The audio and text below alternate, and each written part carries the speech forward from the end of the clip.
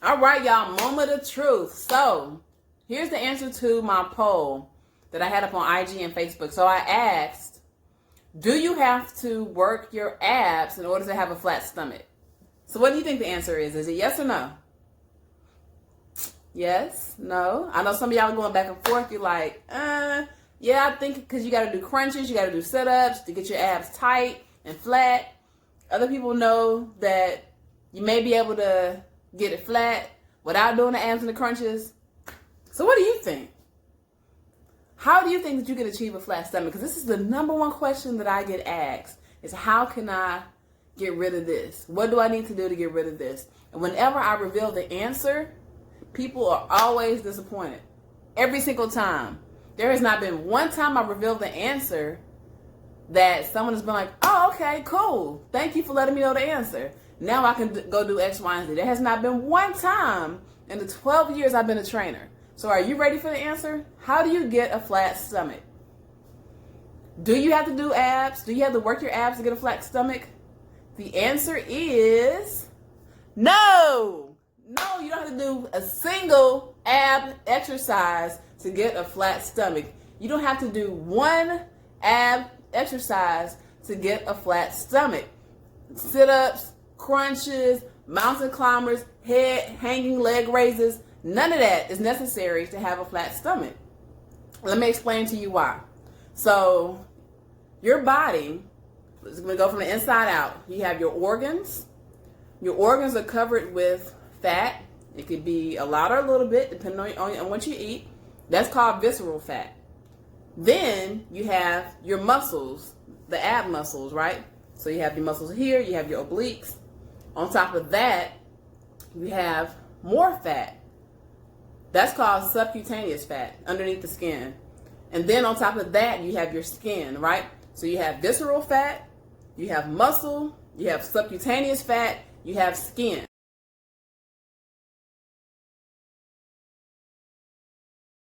Now, the thing that's stopping your stomach from being flat are subcutaneous fat and visceral fat. Now, how do you get rid of fat? Is it by doing ab exercises? No, right? Because what the ab exercise is doing is strengthening your ab muscle, right? It may be helping to really engage those muscles more, and like I said, make them stronger. But is it going to make them more visible? And is it going to make your stomach flat? No, because the way that you lose fat is by creating a deficit so that your body is burning off more calories than you're consuming. And the way you create a deficit is by what you're eating and also from your workouts, but from a higher, workouts where you're burning a higher amount of calories than you would if you're sitting on the floor, lying on the floor doing an ab exercise. And the biggest deficit is going to come from what you're eating, not from the exercise. Exercise is actually a very small part of reducing your body fat percentage. And so the way that you're going to get your stomach flat is by reducing the amount of fat that's in your body, and you're going to do that by controlling the foods that you eat and creating a deficit. So whenever I tell somebody the way you're going to flatten your stomach is by controlling what you eat, it's an immediate sad face. And I'm like, well, and it's like they automatically give up. But let's think about it. Having a flat stomach is just an extension of living a healthy lifestyle.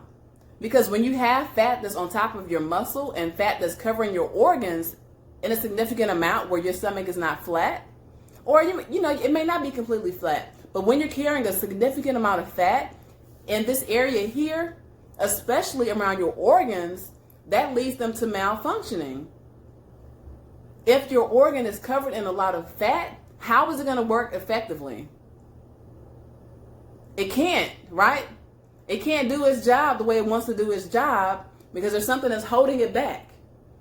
It's now in an environment that's unhealthy.